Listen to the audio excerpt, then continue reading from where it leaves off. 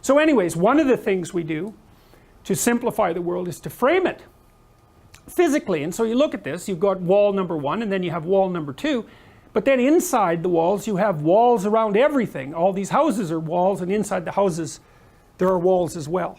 And so everything is, and what you do when you put walls around things is you make part of the world simpler, right? Constantly. If the reason you have a house is so that everybody and his dog isn't in your house. You just want those few people that you can barely tolerate in your house, and not all those other strangers, and God only knows what they're going to do.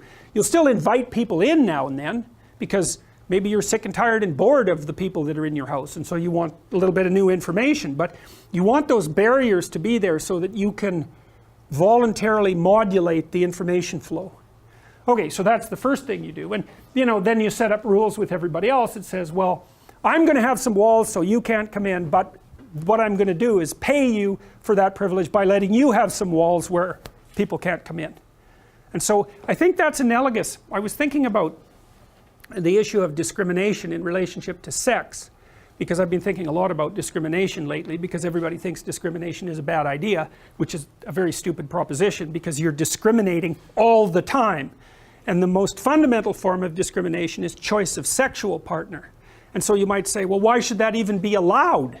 Because it is the most fundamental form of discrimination. So for example, almost everyone is racially prejudiced when it comes to sexual partners. So you think, well, is that a, what about, do you use age as an exclusionary criteria? Probably. Do you use physical attractiveness? Only insofar as you're able, right? You use it completely if you could get away with it, roughly speaking, but you can't, because the most attractive people aren't going to be anywhere near you. So you can't do it, but you'd like to. Health, yes. Strength, yes. Wealth, yes. Education, definitely. So it's unbelievably discriminatory. And so you might say, well, why is that justifiable? And it seems to me that it's something like,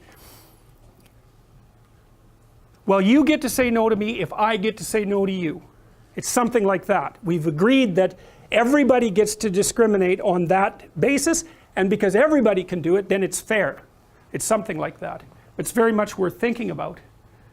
I don't know if you know this, but in Huxley's book, Brave New World, where the family had been completely demolished, right, and children were conceived in bottles and given and produced in factories. So the whole idea of the relationship between sex and procreation had become a taboo. One of the mantras, the slogans of the society was, everyone belongs to everyone else. And so it was actually a social faux pas to refuse to sleep with someone, just as it was a social faux pas to have any exclusionary relationship. Because another thing that you might notice is that there's nothing more discriminatory than falling in love with someone. It's like, you're special, and all the rest of you? No. So it's the ultimate exclusionary act, right? And yet we presume that that's an acceptable, not only acceptable, we demand that as a right. And well, that's worth thinking about a lot. Anyways, okay, so what you're doing is, by agreeing to this segregation and boxing, what you're doing is carving off little bits of the world that are simple enough so that someone like you can live for some amount of time there without too much danger. And everyone agrees to do that, roughly speaking, because everybody needs to engage in that process of simplification and safety provision. And so we have towns, and the towns are nothing but boxes, but inside boxes. So there's a good, a good schematic of a little house, and you can see that even inside the same place we segregate off rooms for different purposes. And then what's interesting too is that we set up those rooms as little dramatic spaces, right? So you furnish them, and you furnish them with things that tell you how to behave in that room. So a table and chairs tells you that's where you're going to eat, and that's where people are going to sit, and they're going to sit facing each other. That has certain implications, because the chairs don't face the walls, they face each other.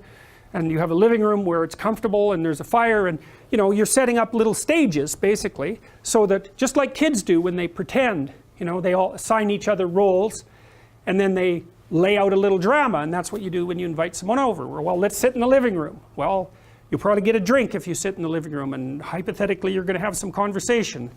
And so it's a bounded place, there are rules that apply, and then you get to have a little exploration inside that set of bounded rules, and if you're open you're going to discuss all sorts of things, and if you're conservative and closed, then you're going to discuss a very, very small subset of things.